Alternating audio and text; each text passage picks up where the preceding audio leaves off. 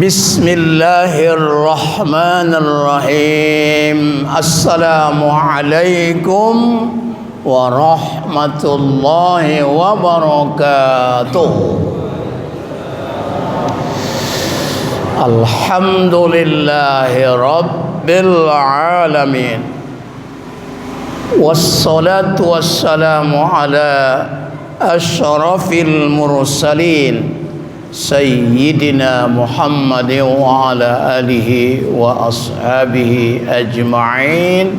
Amma ba'd.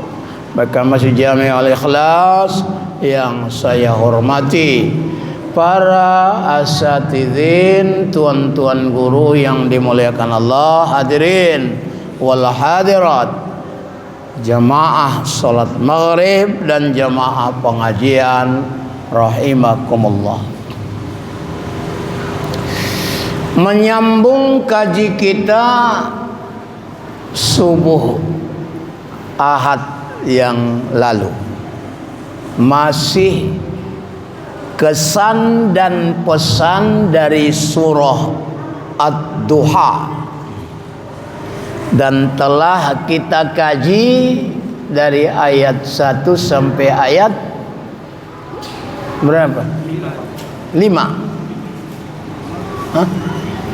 5 ya. Kita ulangi sedikit. Wad-duha, demi waktu duha. Wal-laili idza saja, demi waktu malam apabila sudah sunyi. Ma wadda'aka rabbuka wa ma qala, Tuhanmu tidak meninggalkanmu dan tidak juga membencimu. Walal akhiratu khairul laka minal ula, dan akhirat itu jauh lebih baik bagimu daripada dunia. Wala sawfa yu'tika rabbuka fatarda, dan Tuhanmu niscaya akan memberikan kepadamu nikmat-nikmatnya sehingga kau puas. Jadi nikmat yang memuaskan itu hanya ada di akhirat. Di dunia ini membosankan. Nikmat akhirat memuaskan. Sampai situ ingat saya. Nah, kita lanjut ayat berikutnya.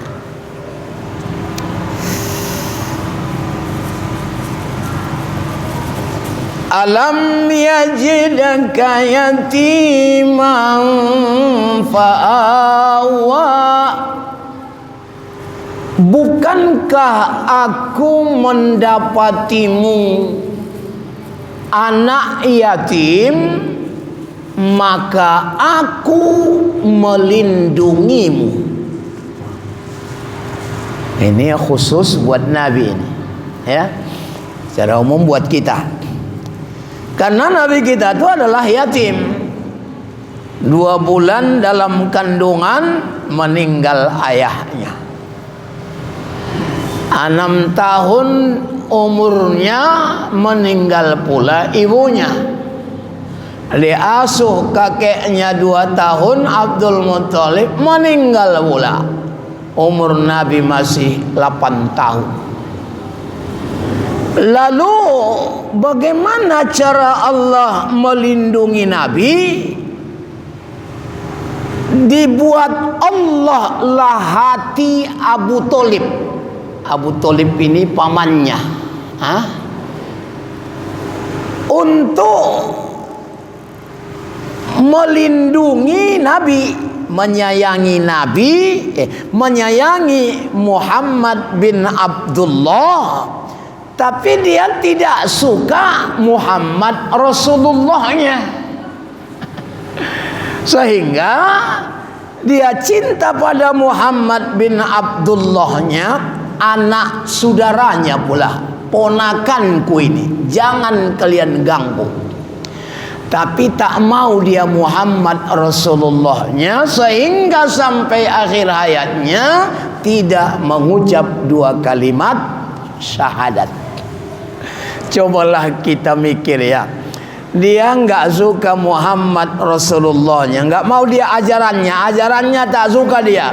Tapi kalau Muhammadnya, ini ponakanku, jangan kalian ganggu, dilindunginya.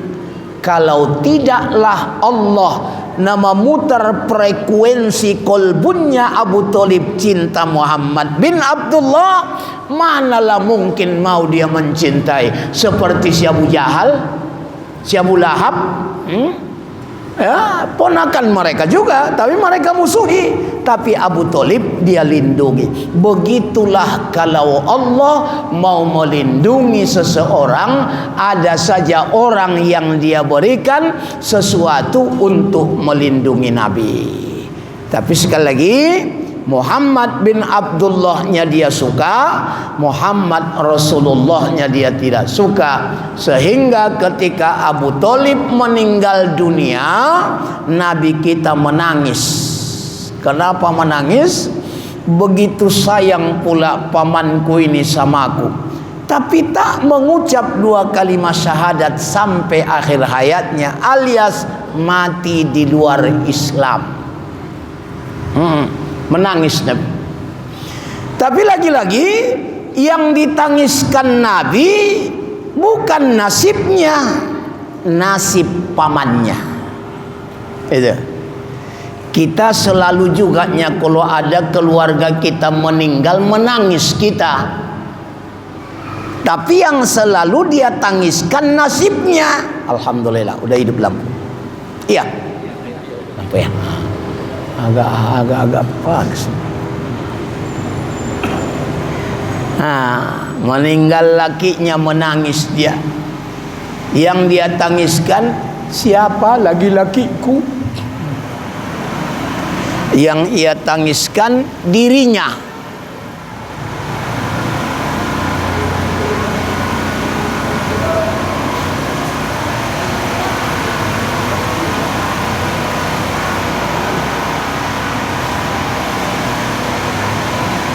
Alhamdulillah.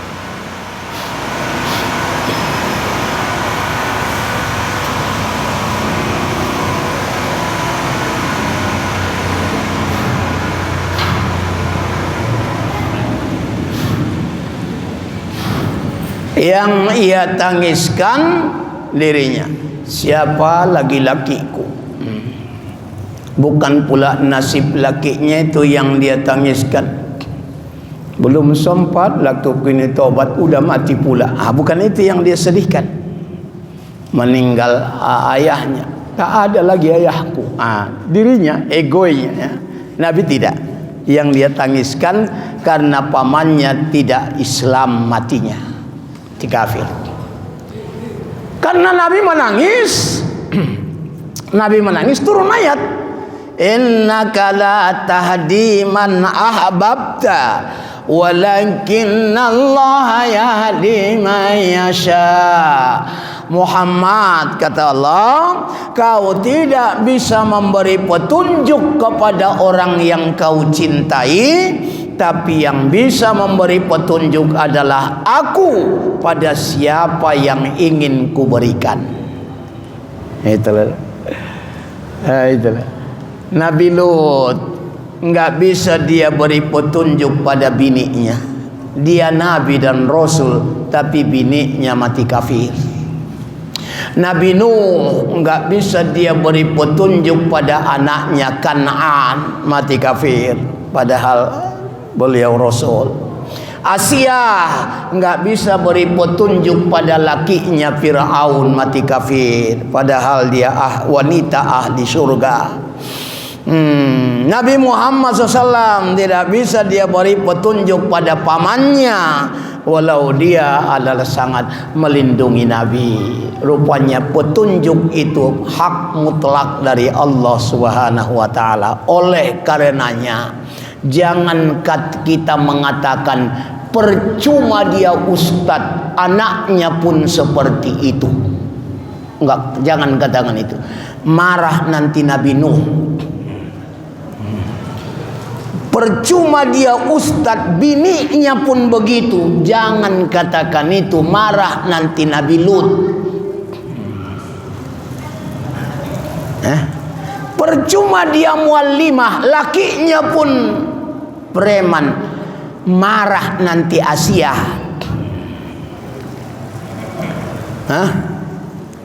Jangan katakan itu. Siapa sih yang tidak suka anaknya baik? Siapa sih yang gak suka bininya baik, lakinya baik, famili dekatnya baik? Semua suka. Tapi rupanya yang bisa memberi hidayah itu hanyalah Allah. Begitulah. Dan kita pun Bapak Ibu, kalau kita amati dulu ya, kalau kita masih ada sampai seperti ini sekarang ini karena dilindungi Allah hanya kita ini melalui ibu bapak kita. Andaikan sebaik lahir kita dulu, lalu dicekikkan mama, dimasukkannya ke tong sampah, udah tamat riwayat kita dari dulu. Tapi dibuat Allah ayah mak kita cinta pada kita, bahkan lebih cinta pada kita daripada dirinya, sehingga kita besar sampai sekarang ini. Betul nggak? Adanya nggak suka ayah maknya sama, nggak suka maknya sama anaknya itu, diletakkan di pinggir jalan. Ada orang lewat, dibuat Allah cinta hatinya nengok anak itu, dilindungi, disekolahkan, diarahkan sehingga jadi juga. Begitulah cara Allah kalau ingin melindungi seseorang. Oleh karenanya kita masih hidup sampai sekarang adalah karena masih dapat perlindungan dari Allah Subhanahu wa taala. Allahus Samad. Allah lah tempat kita berlindung. Mohon selalu perlindungan kepada Allah Subhanahu wa taala. Ini satu kesan buat kita. Kesan yang kedua, kesannya, wa wajadaka dhallan fahada, dan aku Muhammad mendapatimu orang sekelilingmu itu sesat. Zaman jahiliyah lah pula, nyembah berhala, patung, berjudi, luar biasa judi zaman jahiliyah. Kalau ada wanita hamil lewat, jadi sasaran judi itu. Kau tebak yang dikandung Oci ini, laki-laki perempuan, taruhan berapa kita? Sekian. Tangkap itu Oci nah hamil tuh, belah perutnya untuk lapangan judi, mati. Judi, narkoba, bukan tanggung, merajalela. Tiada hari tanpa tenggen. Terus mabuk. Pembunuhan, anak perempuan lahir, bunuh. Begal segala macam. Apa lagi? Apa lagi ya? Perzinaan. Ada khusus pasar ukas namanya. Pasar ukas khusus menjual wanita. Ya bervariasi lah harganya lah. Variasi harga. Tapi diperjualbelikan. Itulah pada luar biasalah kesesatan orang. Kau hidup Muhammad di lingkungan yang sesat itu, tapi kau tidak ikut sesat. Kenapa? Pahada, aku tunjuki kau.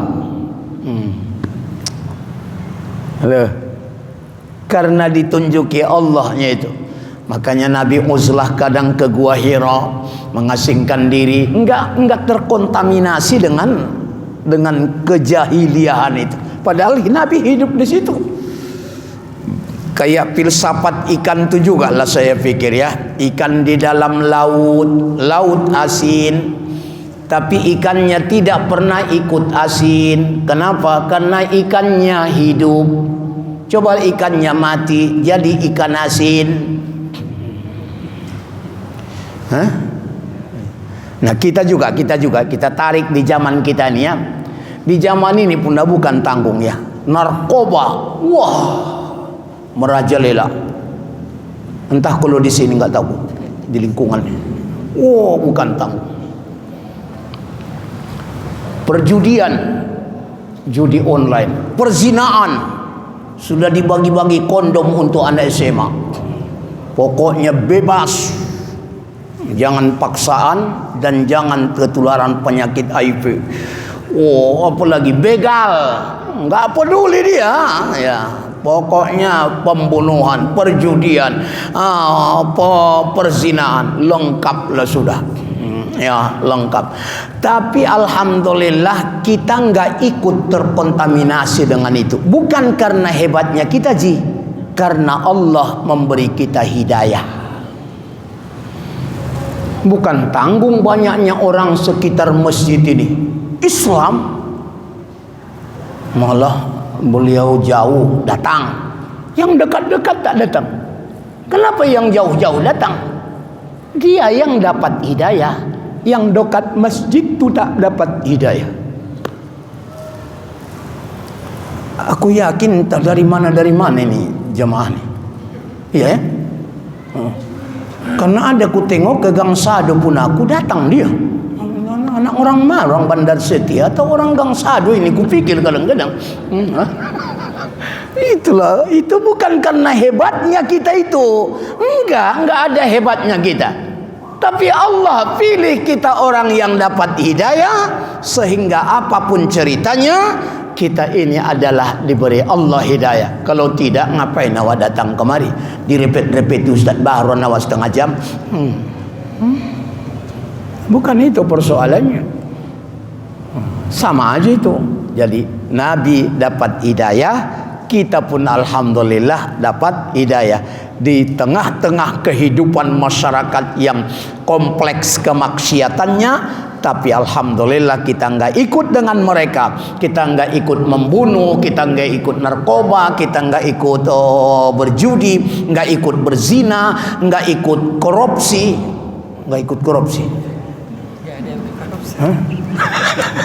Karena tak ada mau dikorupsikan.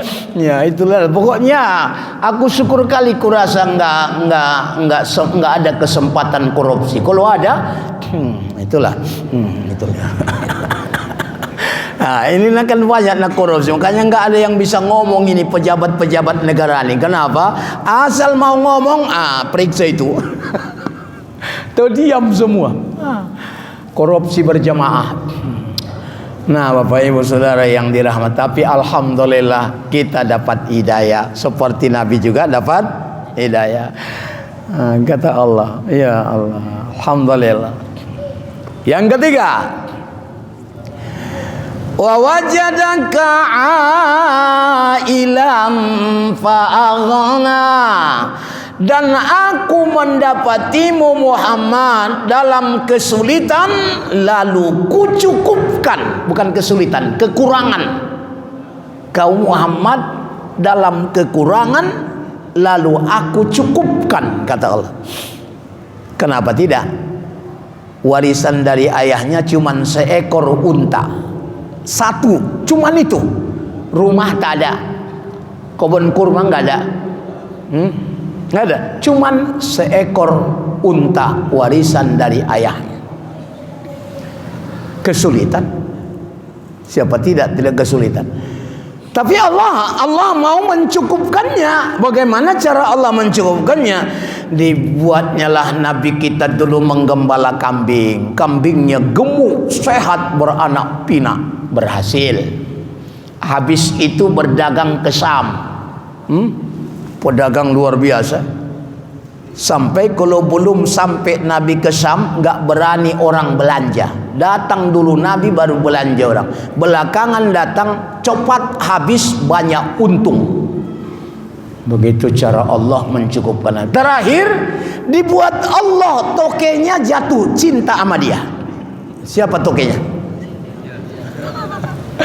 Siti Khadijah. 2/3 Mekah itu kekayaan Khadijah.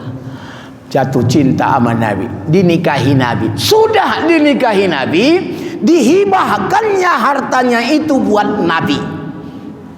Siapa bilang gak cukup? Itulah cara Allah mencukupkan Nabi.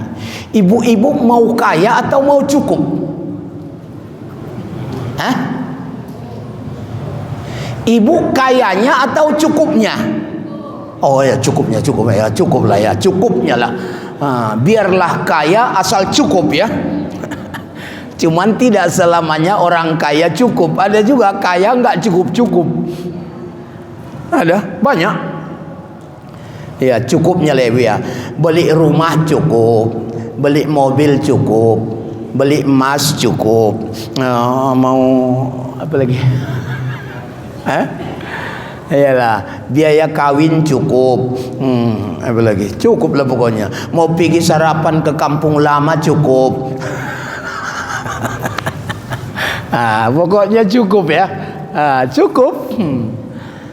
Jadi cukupnya itulah dah. Kita pun begitu juga ini Bapak Saudara. Saya sendiri, saya orang susah, orang miskin dari kampung. Singkat ceritanya, tamatlah awal dulu SD, kawan-kawan udah ke SMP, ke Sanawi segala macam. Aku nggak bisa, kenapa? Tak ada duit. Udah bersekolahan orang 2 bulan, datanglah omak bilang, Ucok, kata aku, dipanggil si Ucok oleh omak aku. Cok katanya, apa mak? Kurasa ke Purbalakawiyah sekolah, ke Purbabaru pesantren. Tapi tak ada duit kita mak. Jual ayam tuh kata. Ada ayam di kolong rumah kami, buat kandang ayam. Dia jual bawa. Mudah-mudahan sebulan habis modal ayam nih. Habis itu adalah awak masuk pagi sekolah, sore menderes, motong karet. Iyalah, kalau masuk sore, pagi awak menderes. Udahlah, masuklah, udah memasuki terus ikut, kadang menyangkul ladang orang, kadang manen kocengkeh orang kampung tuh, kadang bongkar truk. Akhirnya sampai juga kelas 7. Di kelas 7 perlu banyak uang, mau tamat pula. Mau tamat, wah apalagi ini jalannya supaya bisa tamat. Kupikir, maaf cakap, ku buka lapangan pencak silat, mau ngajar pencak silat aku. Banyak pula dapat duit. Tamat. Bukan pandai aku pencak silat, cuman ku buka aja. Main banyak murid. Kalau dulu pula sekarang udah asam uratkan awak, mana bisa lagi. Tamat. Kemana menyambung Ron, kata kawan. Aku belum jelas ini kawan. Aku ke Sedempuan lah, aku ke Medan, aku ke Padang, mau lanjut sekolah. Akhirnya aku pilih pergi mengajar ke Mandua Mas Barus, Tapteng, perbatasan sama Singkil sana. 3 tahun aku mengajar SDNU. Makanya sempat aku nandatangani ijazah kepala sekolah. Kumpul-kumpul honornya itu 3 tahun, berangkat merantau ke Medan ini. Masuk kuliah ke IAIN. Bawa sepeda 1. Sepeda itu IAIN itu dulu ditawarkannya sepeda itu. Bukanlah cantik kali sepeda, tak bersayap, remnya pun sepatu awak cucukkan ke bannya itu. Itu begitu. Ya, awak tinggal Pasar Merah, mudah ke Sutomo. Wah, begitulah. Apa itu? Hatikan itu. Begitulah rupanya. Akhirnya masuk kuliah. Pagi kuliah, sore narik beca dayung, malam privat. Begitu kerja itu. Akhirnya habis semester, 8 semester. Mau apa pula lagi? Mau KKN, mau nyusun segala macam ya. Ini kawan-kawan udah banyaknya, ada 11 orang kami dari kampung ke Medan ini sama-sama kuliah. Ada yang tamat, ada yang tidak. Akhirnya aku pikir-pikir, udahlah, munakahat dululah baru munakasoh. Aku cari nikah dulu. Belum sidang ini, belum. Ngasih nyusun-nyusun. Alhamdulillah dapat pula orang datang kata mertua saya, udah siap kuliahnya? Belum, nantulang. Apa inilah masalah biaya. Siapkanlah. Wah, siap. Artinya Bapak Saudara, begitu cara Allah kalau mau mencukupkan, itu maksud saya. Alhamdulillah sampai sekarang nggak pernah kurang, cukup terus. Seandainya mau kawin lagi, cukup lagi, itulah ya. Itulah pokoknya cukupnya itu adalah sodap tu dah ya. Cukup, nggak usah kaya kali, nggak usah, pokoknya cukup. Ini tadi Pak aku nak, Nabi juga begitu ya. Betul lah itu, sodap ya Allah, benarlah itu ya Allah. Aku ini nggak punya apa-apa, tapi kau cukupkan. Nah ini pun Bapak Ibu Saudara, ini mengaji nih. Kenapa aku yang ceramah di sini? Bukan karena hebatnya, aku pintarnya, banyak yang profesor doktor di sini. Ngomong hebat lebih. Tapi disuruh Allah, Pak Misnan, itu kau panggil Ustaz itu, jangan kau pecat itu, kata Allah. Makanya aku terus dipanggil. Kau tidak, apa kali rupanya aku? Enggak ada apa-apanya aku. Enggak ada. Cuman itulah, alhamdulillah. Pak Zulir. Jadi oleh karena itu semuanya kau Muhammad dalam yatim kulindungi kau. Kau berada di lingkungan sesat, ku kunjuki kau. Kau kekurangan, ku cukupkan kau. Maka pesanku kepadamu ada 3, kata Allah. Apa pesannya? Fa'ammal yatima fala taqhar, maka adapun terhadap anak-anak yatim jangan kau sewenang-wenang, sesuka hati. Lindungilah, jangan mentang-mentang tak ada ayahnya sesuka hatimu bersikap buat anak yatim. Jangan. Nanti termasuk pendusta agama. Maka anak yatim gak ada ayahnya, sayangi. Kalau yatim Pak disuruh disayangi, jangan sewenang-wenang. Tapi kalau orang miskin, wala yahuddu ala ta'amil miskin. Kalau orang miskin kasih makan. Anak yatim gak suruh kasih makan. Kalau Bapak Ibu mau mengundang makan, orang miskin cari, jangan anak yatim. Kecuali yatimnya miskin. Ayolah, dari miskinnya lah. Kenapa? Yatim, ada yatim yang kaya. Kaya, lebih kaya dari awak. Yatim, warisan ayahnya ada, emaknya konglomerat. Enggak perlu dia duit, yang perlu dia kasih sayang, perlindungan. Ya Pak? Halo Pak, ini asal undangan makan anak yatim. Enggak, orang miskinnya kasih makan. Yatim enggak selamanya dikasih makan, tapi apa? Lindungi. Kadang karena anak yatim sepele dia. Anak yatim sayangilah. Sama juga kata Nabi, sayangi juga janda. Karena janda enggak ada lakinya, yatim enggak ada ayahnya. Terserah Bapak lah yang mana mau Bapak sayangi, yatim atau janda.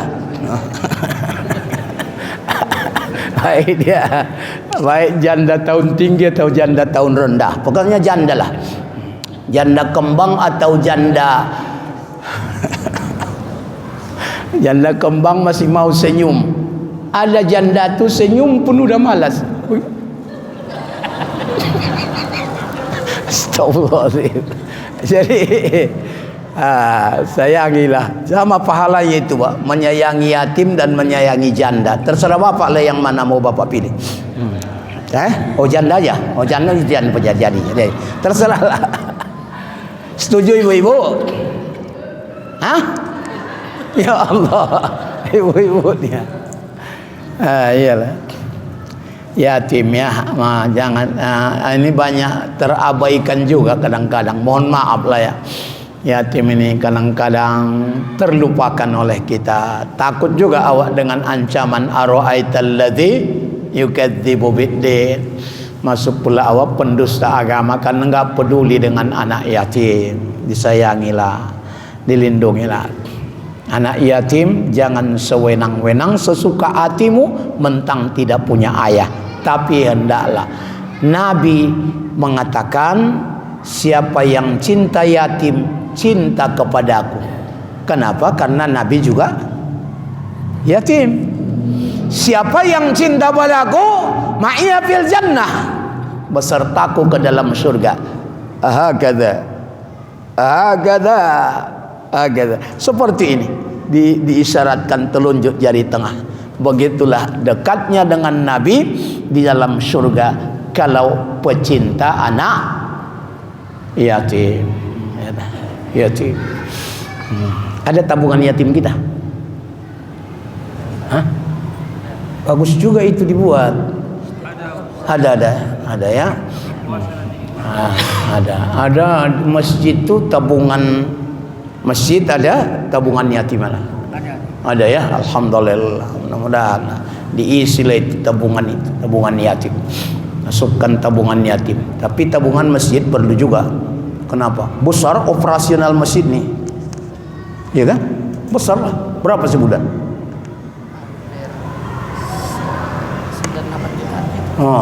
Hampir 9 jutaan sebulan. Iyalah, siapa yang menikmati masuk masjid? Ya kita lah. Masuk WC aja bayar. Udah bau, najis, bayar lagi. Apalagi masuk masjid, AC-nya ada, dibagi-bagi lagi roti, lontong. Nggak pernah berimpak, kan payah kali itu ya. Udahlah, termasuk. Kemudian yang kedua, pesan Allah kedua buat kita. Wa ammas sa'ila fala tanhar, dan adapun orang yang meminta-minta jangan kau hardik. Ya, datang minta. Orang meminta-minta ini pun jangan kau hardik, tapi memberi dengan ikhlas. Kalau tidak, menolak dengan cara yang baik. Pilihlah itu. Kalau memberi dengan ikhlaslah. Kalau tidak mau memberi, tolak dengan cara yang baik. Lain kali aja lah ya, ke tempat lain kau dulu. Itu misalnya cara menolaknya. Ini kadang memberi tapi wah, nah kau kasihnya 2.000. Sehatnya kau minta pula. Jijik pula aku menengok kau, katanya tuh. Maki-makinya. Hah? Enggak boleh itu. Qaulun ma'rufun wa maghfiratun khairum min shadaqatin yatbi'uha adza. Mengatakan kata-kata yang baik dan mendapatkan maghfirah itu lebih baik bagimu daripada bersedekah tapi menyakitkan hati orang yang menerimanya. Kata-kata yang baik itu lebih tinggi pahalanya daripada bersedekah tapi disakiti hatinya. Nah, katanya, jangan kau datang-datang lagi. Ada pula minta sedekah bawa anak dia, kebetulan buta pula. Nah, katanya, udah buta kau, beranak kau lagi, katanya. Oh ya Allah, enggak urusan awak itu mau beranak tak beranak orang. Urusan awak mau memberi dengan ikhlas atau menolak dengan cara yang baik. Itu aja urusan kita. Tapi enggak usah pakai tapi lagi. Kau kasih ikhlas. Enggak mau ngasih, tolak dengan baik. Habis. Maksa pula, memang ada juga itu maksa. Enggak mau dia pergi kalau belum dikasih. Memang ya, dikasih nanti sikit, nggak tahan dia, sikit kali katanya pula. Ada pula memang profesinya memang pengemis. Aku pernah jumpa Ji, waktu masih ada dulu Aksara, kerjanya ngemis, tapi bininya 2. Aku aja nggak ngemis, biniku 1. Kawan ngemis, iya, di Aksara dulu ada, Pak tinggal di Jalan Dene. Situ ngemis dia tapi bininya 2. Nah itulah. Ya udahlah, mau ngasih dengan ikhlas atau menolak dengan cara yang baik. Ada kadang-kadang Pak, satu melihat, satu pura-pura buta. Kalau besok udah yang buta tuh membawa pula, yang membawa hari ini pula buta. Gantian orang, ganti. Banyak kerja orang. Rupanya per jam kurasa itu, per jam. Gantian 1 jam ini untuk kau Leli, 1 jam berikutnya untuk aku, begitu. Oh, memang ada lagi muda-muda naik kereta datang ke pengajian mau minta-minta sama nenek-nenek. Datang pura-pura mualaf lah segala macam, banyak modusnya dibuat orang untuk meminta-minta nih. Oke lah, itu enggak urusan kita, mau memberi dengan ikhlas atau menolak dengan cara yang baik, itu aja urusan kita.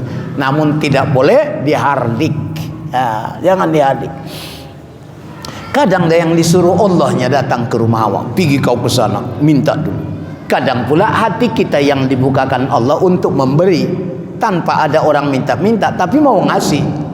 Sampai di kampung kami dulu ditakut-takuti ayah sama awak-awak, kau jangan hardik orang minta sedekah, entah malaikatnya itu katanya bagi, entah Nabi Khidir itu katanya. Itulah tahu, entah Nabi Khidirnya itu berbentuk manusia datang pengemis, jangan kau main-main, jangan hardik kau. Itulah hebatnya orang-orang tua dulu menghindari itu, ya.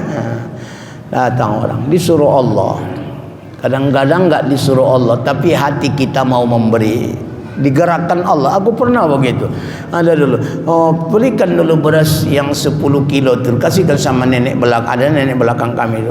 Pergi dia, besoknya datang nenek tu, Ustaz, kurasa yang digerakkan malaikatnya hati Ustaz mengantar beras tu ke rumah. Memang udah 2 hari tak makan aku, kata nenek. Oh ya Allah, kadang-kadang begitu lah.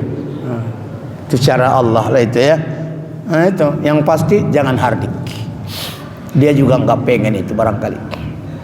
Terakhir, wa amma bi ni'mati rabbika fahaddits, maka dan adapun terhadap nikmat-nikmat yang diberi Tuhanmu kepadamu, baik dia nikmat zahir atau nikmat batin.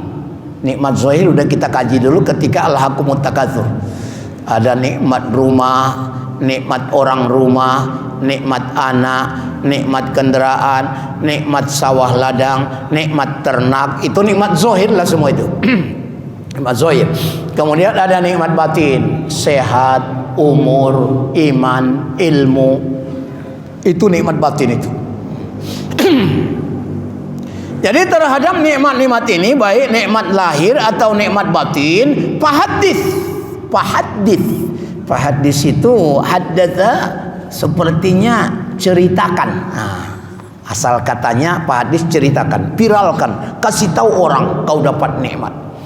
Tapi ngasih tahunya maksudnya syukurnya ini, syukur. Dapat nikmat bini, kasih tahu orang, buat walimatul urus. Dapat nikmat anak, kasih tahu orang, buat akikah. Iyalah. Dapat naik nikmat jabatan, undang orang, bagi-bagi sembako. Iya. Begitunya lah. Hadisnya itu begitu. Kasih tahu, tapi bukan ngasih taunya ria, pamer, tapi ngasih taunya adalah dengan bersyukur. Alhamdulillah, semalam aku dapat rezeki ada 1 miliar, makanya aku bagi-bagikan ini 500 juta, kata bagi-bagi itu. Begitu. Ya, hadis ceritakan. Bagaimana mensyukurinya? Ada namanya zakat. Zakat yang wajib itu adalah syukur. Zakat, syukur wajib. Yang kedua ada nafkah. Ada nafkah wajib. Siapa yang wajib kita nafkahi? Pertama istri, kedua anak, ketiga orang tua, keempat saudara perempuan kalau tak ada laki dan anaknya lagi. Jadi tanggung jawab awak. 4 ya. Istri, anak, orang tua, dan saudara perempuan. Kalau saudara laki-laki enggak tanggung jawab kita tuh. Saudara perempuan tanggung jawab kita. Kalau tak ada lakinya, enggak ada anaknya, enggak ada lagi orang tuanya. Jadi ini nafkah wajib. Menafkahi anak istrinya wajib, sedang menafkahi anak istri orang adalah sunat.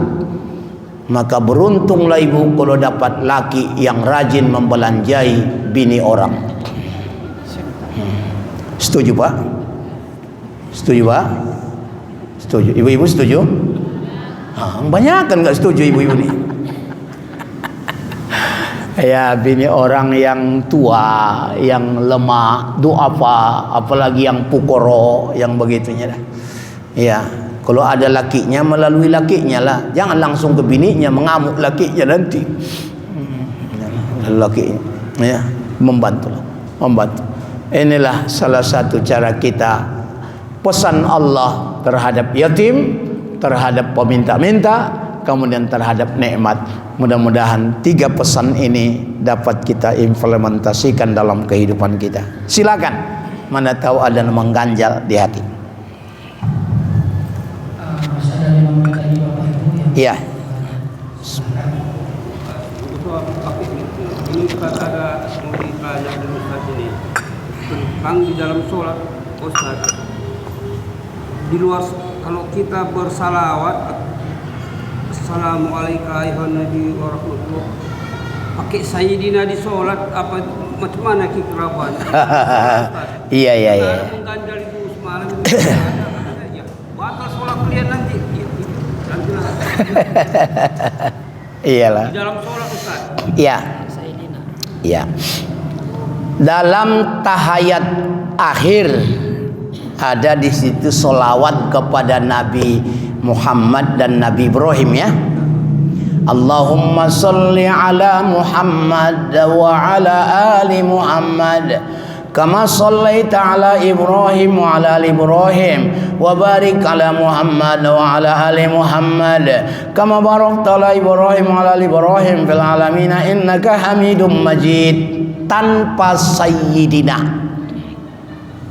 itu enggak ada kata khilafiyah situ. Enggak ada kata khilafiyah itu.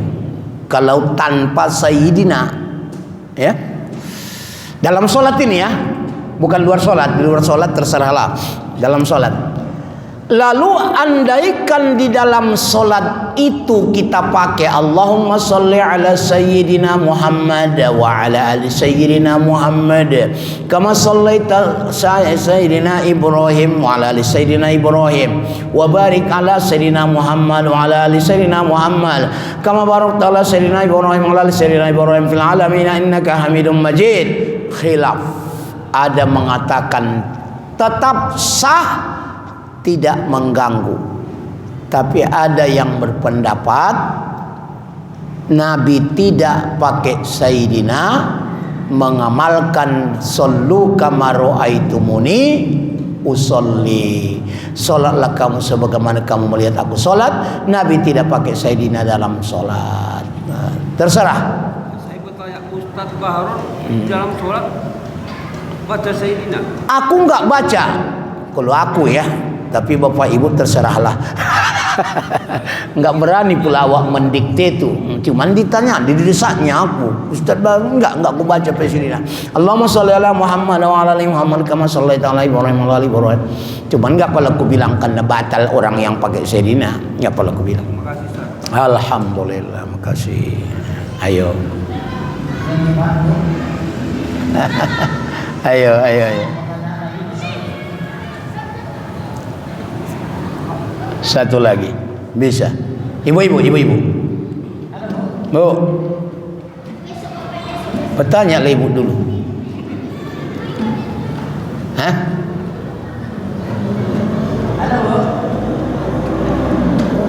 Ada. Kasih. Iyalah.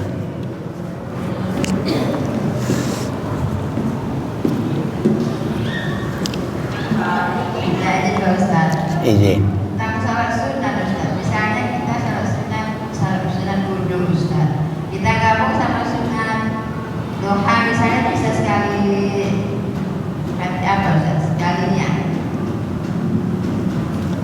Persoalan bisanya bisa, tapi kenapa ibu gabung? Karena waktu kadang mungkin udah mau cepat apa macam mana gitu. Oh, iya. Tapi kalau misalnya pun nggak bisa ya bisa. Ketika Ustaz mengatakan bisa digabung Ustaz. Bisa. Di Fathul Mu'in jumpa itu. Di Fathul Mu'in atau I'anatul Talibin fikih buku bisa. Tapi dicontohkan itu, misalnya kita datang ke masjid berwudu, ada lagi tahiyatul masjid, ada misalnya qabliyah subuh ya. Waktunya cuma 2 rakaat, pasang 3 niat. Sengaja aku salat sunat wudu tahiyatul masjid qabliyah subuh 2 rakaat karena Allah. Allahu Akbar. Jadi cuman karena waktunya cuma 2 rakaat. Nah, cuman wudu sama duha tadi, mau cepat ya. Alhamdulillah. Iya. Qadaan itu memang ada. Wah, ada. Kenapa? Nggak ada juga mengatakan sholat qabliyahnya nggak ada qabliyah sama ba'diyah. Qadaan itu ada saja. Ada. Man nasiya sholatan falyaqdiha idza dzakaraha. Siapa yang lupa akan sholatnya, hendaklah dia qada kapan ia ingat. Bu, tunggu dulu. Ada yang jawab, itu kan yang lupa saja di qada, apalagi yang disengaja. Itulah namanya qiyasul aulawi. Qiyas, sumber hukum Islam harus pakai qiyas. Siapa bilang nggak pakai qiyas, dia tidak bisa memahami Quran, mengamalkan. Jangan kamu dekati zina. Yang dilarang mendekati zina, lalu kalau berzina,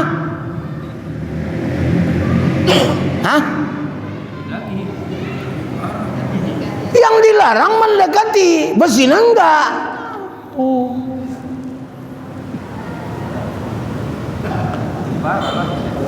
Kan gawat ya. Kalau saja yang mendekati tak boleh, apalagi melakukan. Itulah qiyasul aulawi. Nah, lupa saja di qada, apalagi yang sengaja. Nabi pernah kesiangan, musafir, capek, ketiduran. Matahari udah memanasi pipi Nabi, bangun. Tetap juga Nabi qabliyah subuh dan sholat subuh, padahal waktu sudah habis. Apa namanya itu? Mengqadha. Kalau saja yang ketiduran saja diqadha, apalagi yang sengaja ditinggalkan. Itu udah dasar-dasar pemikirannya. Bahkan ada lagi lebih ekstrim, haram sholat sunat kalau qadhaan masih ada. Oh, yang karena itu jumpa lah itu di Irsyadul Ibad pun jumpa itu perbedaan. Nabi kan nggak pernah mengqadha. Ya nggak pernah lah Nabi mengqadha dalam artian selain yang ketiduran tadi. Kenapa Nabi nggak pernah mengqadha? Ya nggak pernah tinggal. Ibu ada tinggal? Qadha. Siapa yang bilang? Ustadz Adi Hidayat itu orang Muhammadiyah itu. Dia pun suruh qadha. Cara qadhanya habis subuh qadha subuh, habis zuhur qadha zuhur. Kalau Buya Yahya orang NU nih, dia bilang nggak mesti subuh di zuhur pun qadha boleh. Intinya qadha. Yang tak boleh itu, lagi malas kurasa ini, besok aku qadha, itu yang tak boleh itu. Ini yang sudah terlanjur tinggalnya ini. Ya Bu.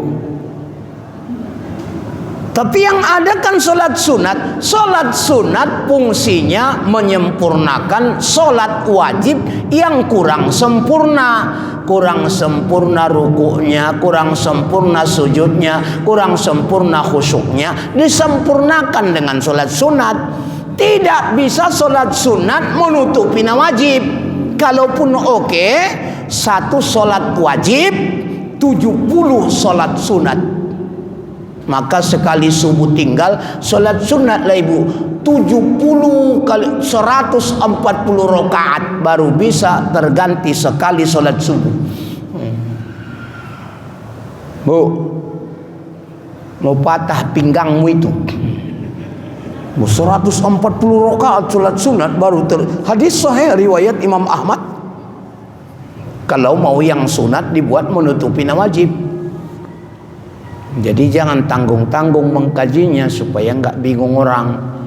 Ya bu, yang ianya qadha aja lah, lebih beruntung ibu itu, lebih aman. Ya bu, kan banyak sholat ibu tinggal. Waktu zaman jahiliyah, nah itu satu. Waktu beranak kecil, ya, waktu pesta. Ditambah lagi waktu haid, udah berhenti haidnya jam 6, sore pula dia jam 5 mandinya, tinggal zuhur asarnya, dosa besar lagi meninggalkan sholat. Kalau udah berhenti subuh mandi awak, zuhur nanti bersolat awak. Udah sholat aku Ustaz zuhur asar, ya besoknya plek lagi, mandi lagi, baru sholat. Begitulah dah. Ibu lebih tahu itu berapa lama masa haid. Udah gitu doa lah. Alhamdulillah rabbil alamin. Salatu wassalamu ala asyrafil mursalin sayyidina Muhammad wa ala alihi washabihi ajma'in. Rabbana amanna bima anzalta wattaba'na ar-rasul faktubna ma'asy syahidin. Rabbana atina fid dunya hasanah wa fil akhirati hasanah wa qina adzabannar. Sallallahu alaihi wasallam Muhammad walhamdulillahi rabbil alamin. Assalamualaikum warahmatullahi wabarakatuh.